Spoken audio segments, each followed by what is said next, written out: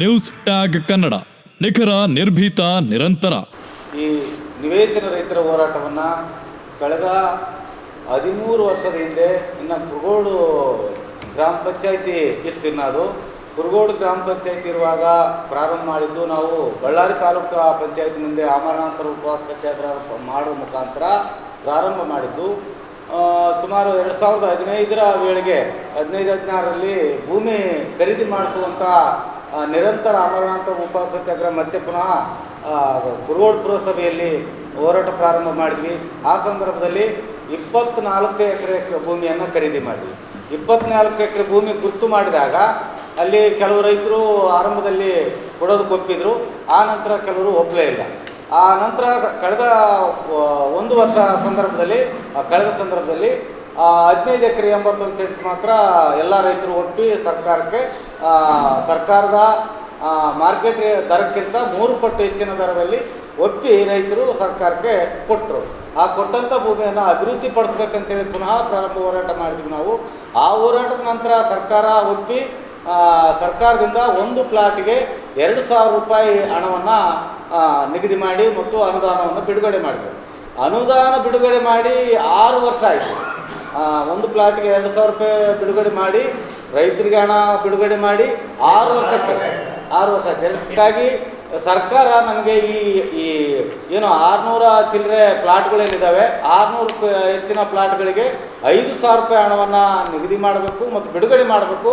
ಕೂಡಲೇ ಹಂಚಿಕೆ ಮಾಡಬೇಕು. ಪ್ಲಾಟ್ಗಾಗಿ ಹೋರಾಟ ಮಾಡ್ತಕ್ಕಂಥ ಜನ ಆದಷ್ಟು ಎಷ್ಟೋ ಜನ ವಯಸ್ಸಾದವರು ತೀರ್ಕೊಂಡು ಹೋಗ್ಬಿಟ್ರು. ಇಷ್ಟೊಂದು ಕಾಲ ಎಳಿಬಾರ್ದು ಅಂತೇಳಿ ಸರ್ಕಾರಕ್ಕೆ ನಾವು ಮನವಿಯನ್ನು ಮಾಡ್ತಾ ಇದ್ದೀವಿ.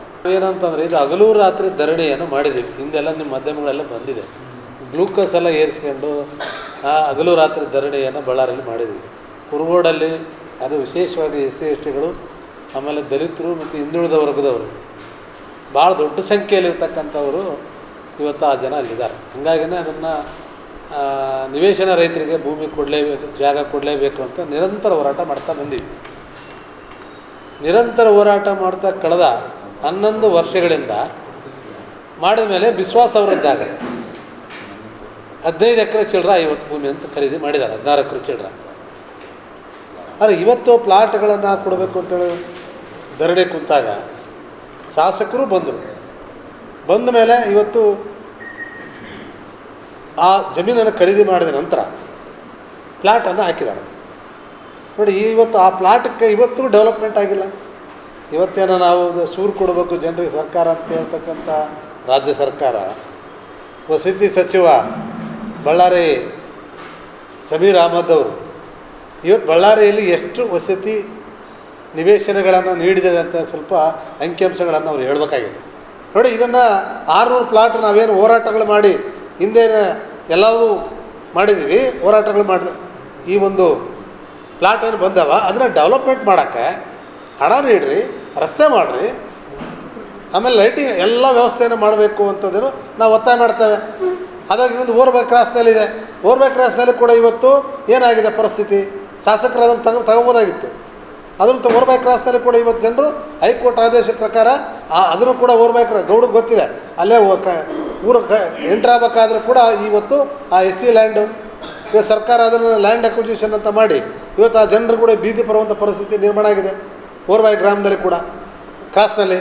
ಹಂಗೆ ಒಟ್ಟಾರೆ ನಾವೇನು ಹೇಳ್ತೀವಿ ಅಂದರೆ ವಸತಿಹೀನರಿಗೆ ಇಡೀ ನಮ್ಮ ಕಂಪ್ಲೀಟ್ ಕ್ಷೇತ್ರದಲ್ಲಿ ಕುರುಗೋಡು ಭಾಗದಲ್ಲಿ ಅನುದಾನ ಜೊತೆಗೆ ನಿವೇಶನ ಇಲ್ಲದೇ ಇರತಕ್ಕಂಥವ್ರಿಗೆ ಕೊಡಬೇಕು ಅನ್ನೋದು ನಮ್ಮ ರೈತ ಸಂಘ ಒತ್ತಾಯ ಇದೆ. ಹಂಗಾಗಿ ನಾಳೆ ಬರ್ತಕ್ಕಂಥ ಸಚಿವರು ಏನು ಬರ್ತಾರೆ 13ನೇ ತಾರೀಕಿಗೆ Zameer Ahmed, HK Patil, home minister ಇವತ್ತೇನು ಎಲ್ಲ ಬರ್ತಾರಂತ ಒಂದು ಏನಿದೆ. ಅವತ್ತಿನ ದಿನ ನಾವು ಪ್ರತಿಭಟನೆಯನ್ನು ಮಾಡ್ತೀವಿ.